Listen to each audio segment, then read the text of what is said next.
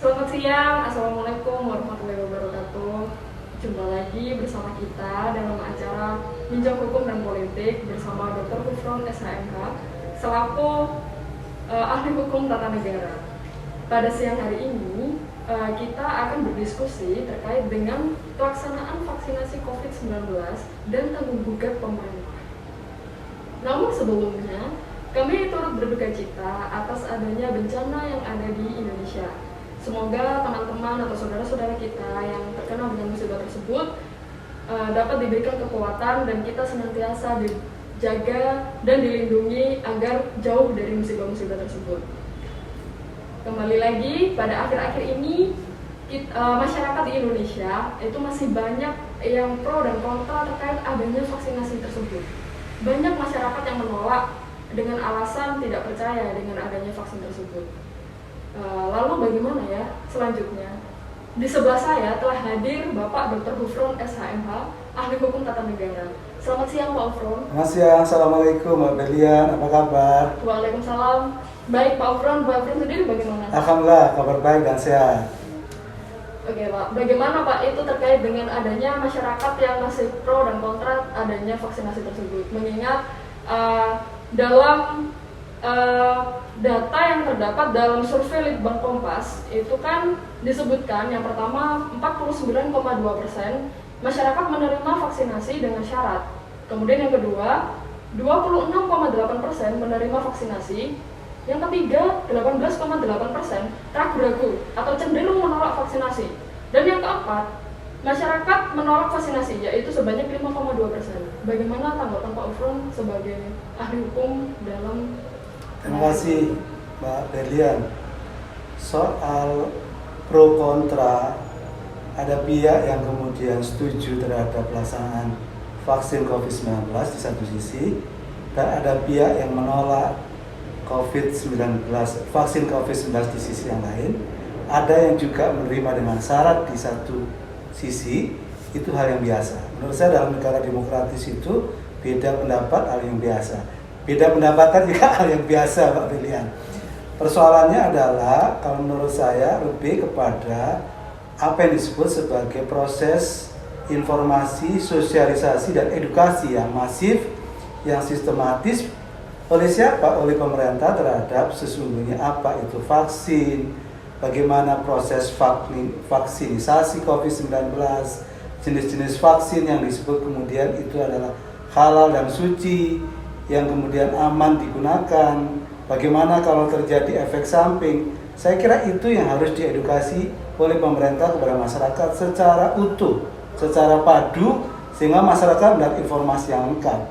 Dari situ maka masyarakat bisa mengambil keputusan apakah kalau COVID ini dengan vaksinasi Sinovac dianggap suci, halal menurut MUI dan aman dengan efikasi 65,3%, sementara itu manfaatnya besar buat masyarakat dalam konteks herd immunity atau imunitas kekebalan, saya kira masyarakat bisa menerima itu.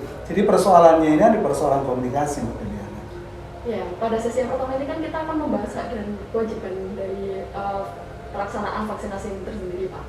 Lalu menurut Pak Hufron, siapakah yang berhak untuk melakukan vaksinasi ini dan siapa yang wajib untuk melaksanakan kegiatan vaksinasi ini?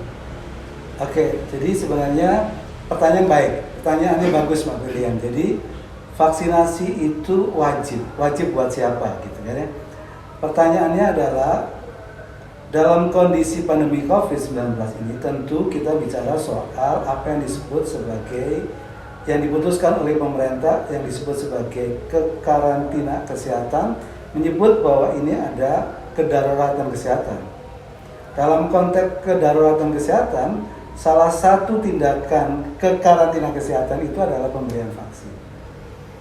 Di satu sisi kalau kita bicara soal hak dan kewajiban, itu ada istilah dalam konsep hukum hak asasi manusia yang disebut sebagai pemangku hak, yang kedua adalah sebagai pemangku kewajiban.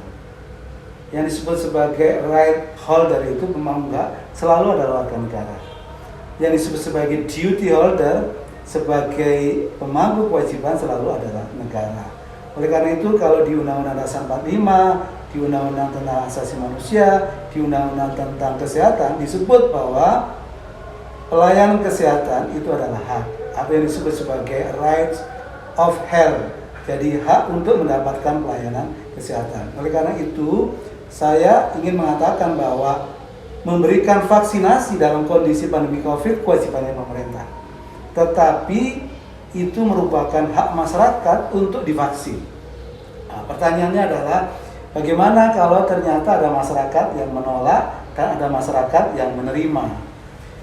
Dalam konteks tindakan vaksinasi dalam kondisi normal, tidak dalam kondisi pandemi COVID, dalam dunia medis dikenal istilah informed consent. Jadi informed consent itu adalah informasi yang lengkap yang diberikan kepada pasien tentang tindakan apa yang hendak dilakukan. Dalam konteks kaitannya vaksinasi itu adalah apa manfaat, apa khasiat, apa mujarab dari vaksinasi itu harus dijelaskan secara lengkap oleh dokter yang akan memberikan vaksinasi, termasuk efek samping apa yang nanti akan bakal terjadi atau mungkin terjadi kalau itu divaksinasi. Baru kalau itu sudah dijelaskan lengkap, memadai, maka dia boleh mengambil keputusan. Satu disebut sebagai tadi informed consent, yang kedua disebut sebagai informed refusal atau menolak dilakukan.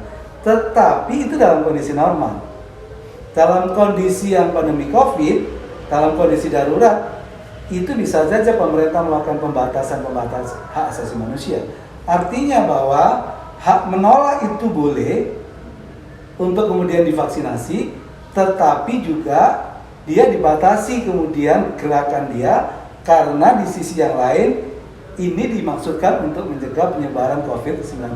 Seperti di Australia, kalau Anda tidak mau divaksinasi, maka pergerakan Anda dibatasi. Maka Anda tidak boleh melakukan pergerakan dari dan keluar di suatu wilayah tertentu. Anda harus pada isolasi mandiri. Nah, ini boleh saja, tetapi saya ingin mengatakan bahwa kesimpulan pertamanya adalah memberikan vaksinasi kewajiban pemerintah di saat pandemi COVID, itu merupakan sebuah hak bagi warga negara, tetapi bisa dibatasi kalau itu dianggap bisa menyebarkan COVID-19.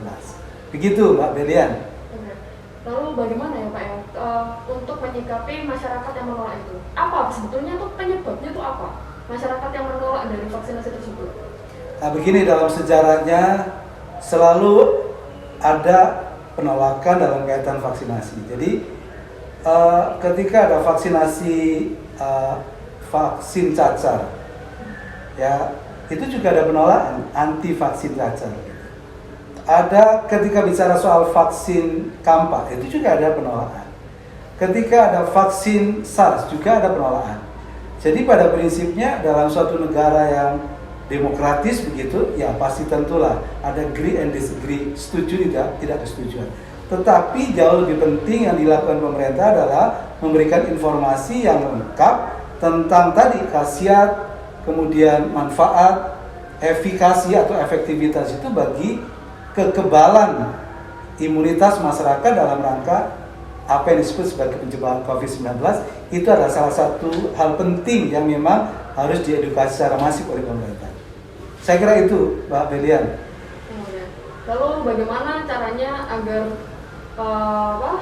pemerintah itu bisa meyakinkan masyarakat yang tidak percaya dengan adanya vaksin tersebut? Ya, saya kira seperti yang edukasi, sosialisasi yang masif, sistematis, dan terus-menerus. Saya kira itu kata kuncinya. Oke, terima kasih banyak Pak Ufron.